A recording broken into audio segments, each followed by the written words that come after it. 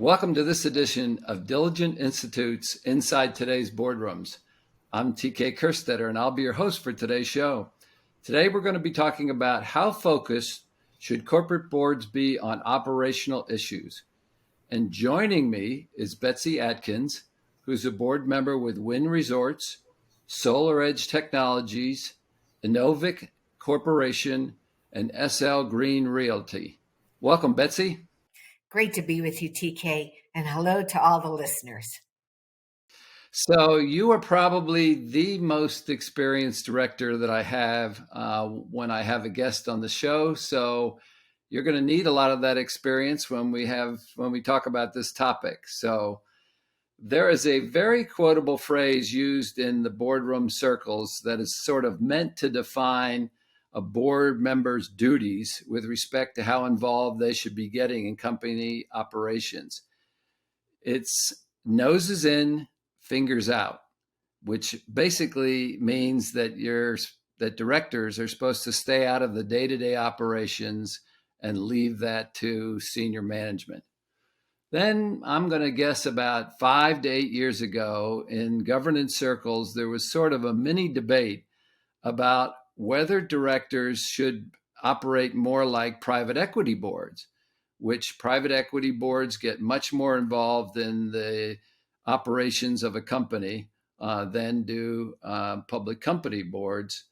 But that didn't gain much steam, and we really didn't see any change come out of that. So when you look at today's boards, what's sort of the tenor with respect to board focus and involvement in the boardroom today? Well, I think you have to look at the macro environment.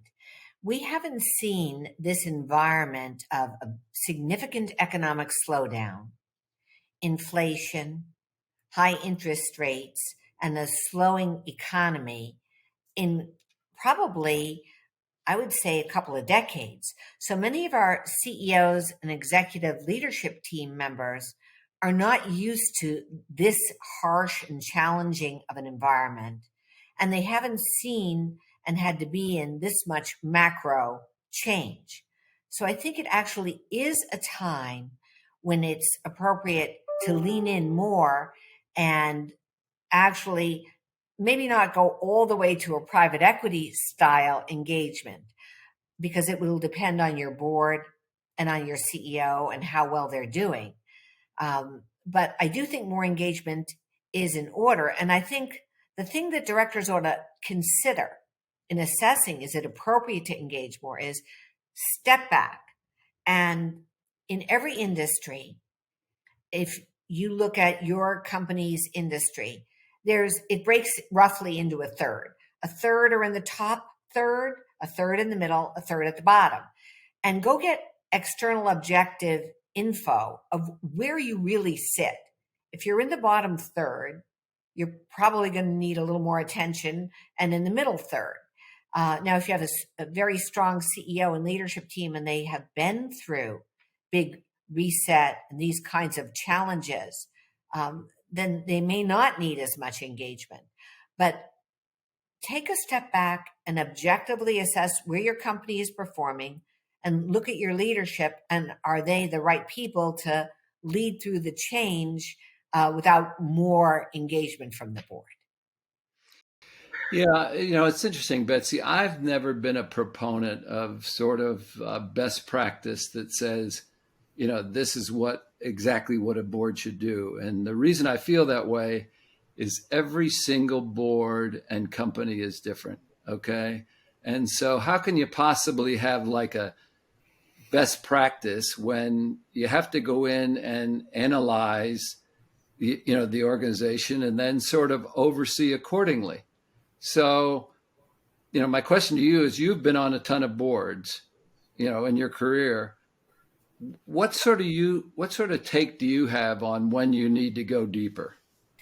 I look at the CEO, and for example, in this challenging economic environment, does the CEO know how to navigate it well? Do you feel that they are making progress? Have they seen the issue before? Are they successfully navigating it? Or are they just doing incremental iterations on a plan that's already underperforming? That's really the question you have to ask. And do they have the right team? Have they ever been through a restructuring? And look outside the way a private equity or an activist would look at how your company is performing and see with an outside in lens, because that's how people are evaluating you. Are you making progress? And most companies, I think, are probably doing really pretty well. But if you're in that sort of bottom third that may be underperforming, or where you're starting to have a loss of confidence that they're solving the problems well and navigating effectively, then a little more engagement probably does make sense. Yeah. Mine has always been sort of, I sort of need to build trust in the team that I'm working with here. And, I sort of always had a philosophy that I'll throw enough rope out there that somebody could potentially hang themselves, but I also might gather that rope in if certain trust or confidence or, answers to questions or whatever sort of just isn't sort of matching up with what I know or what my experience is. So it sounds like you're somewhat similar to that sort of theory. Well, I do think the role of all of us in the boardroom is to be not just oversight, but to be an asset and a resource and a competitive differentiator. And how you do that is trust. You spend the time, you invest the time to really become a thought partner with your CEO and be asked to help if you can in a particular area. That's, then the magic is happening.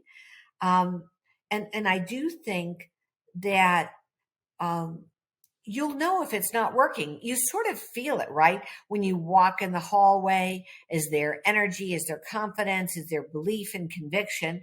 Or does it feel like it's a little rudderless?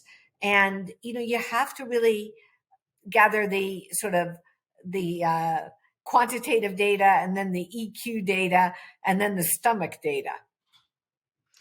So you've been asked to serve on boards that have faced some real adversity. Okay, I won't go into the names, but audience, just assure me that she's had some challenging positions. And my first question to you is, how did that change you in your processes of going deeper, and how fast you might go deep? And what would you tell less experienced board members on how they should consider their balance between oversight duties and having to dig deeper? So you're right. I've been asked to do cleanup at a couple of crazy ones. Health South, that went into the zone of insolvency and got delisted. I came in after Mr. Wynn had departed at Wynn Resorts to help refresh our culture. At SunPower years ago, they're a solar panel company. The Chinese came in and flooded the market below cost. So there's a few big examples. What I learned is you need to have a bias for action. Don't just wait quarter after quarter thinking it's going to resolve. It doesn't. So you do need to have that open and honest discussion with the CEO if you're concerned, and then with the board, and collectively face things. So, for example, at SunPower, when the Chinese were flooding the market below cost, we all got together and said it's really the nuclear winter for solar. And we sold controlling interest to Total Oil because we couldn't afford to compete with the Chinese below cost. So you have to face whatever the adversity is. And it's, everybody sighs relief when you talk about the elephant in the room, because everybody feels it and senses it. I think that the other thing is, don't abdicate your role as a board member to outside advisors. So let's say there's some allegation of inappropriate behavior that you face, and you go form a special committee to investigate. The mistake I see directors make is then they let the lawyers run the special litigation committee and the outside forensic accountants, and then they're like bystanders, and all of the decisions and business judgments are being done by the advisors. So don't abdicate your role.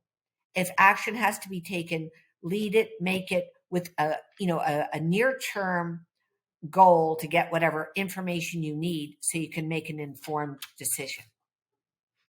Well, Betsy, we are in interesting times, and the job of a director is certainly much more involved than when you and I joined our first board. So I can only imagine, again, not sitting on a board today, how challenging it is with everything that's happening both socially and in all of ESG. So I want to thank you for taking the time to joining us today. It's been very helpful to our audience. Great to be with you. And that will conclude this edition of Diligent Institute's Inside Today's Boardrooms. I hope you enjoyed the show. We'll be back again next week when we take another look at a critical topic that'll help you be a better board member or committee member. So we'll see you then.